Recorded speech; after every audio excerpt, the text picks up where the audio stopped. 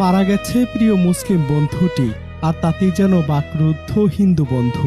ওই যে কথায় বলে, বন্ধুত্ব কি আর ধর্ম মানে?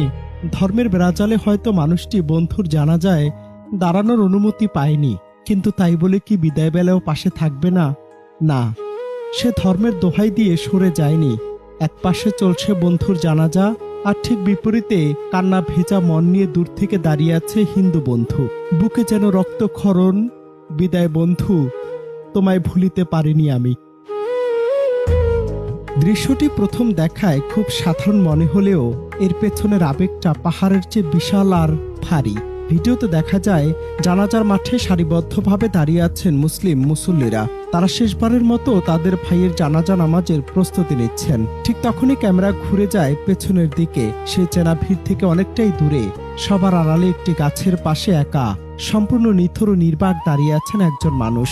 তিনি আর কেউ নন, মৃত ব্যক্তির আজীবনের সেই মানুষটি, হিন্দু ধর্মের এক বাল্যবন্ধু।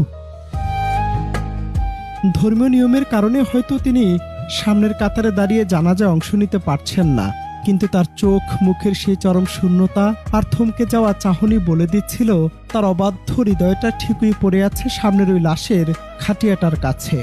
বন্ধুত্ব শব্দটা উচ্চারণ করতে যতটা ছোট, এর গভীরতার ব্যাপ্তি হয়তো এই নীল আকাশের চেয়েও বিশাল। আমাদের জীবনে অনেকে আসে ঠিক ছায়ার মতো, যারা আলো থাকলে পাশে থাকে, কিন্তু জীবনের আকাশ একটু অন্ধকার হলেই মুহূর্তে হারিয়ে যায়।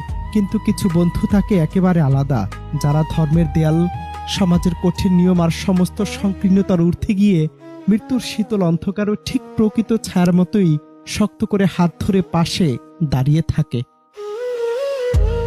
এই একটি মাত্র মানবিক দৃশ্য মুহূর্তের মধ্যে ছুঁয়ে গেছে হাজারো মানুষের হৃদয়, কেঁদে উঠেছে লাখো চোখ।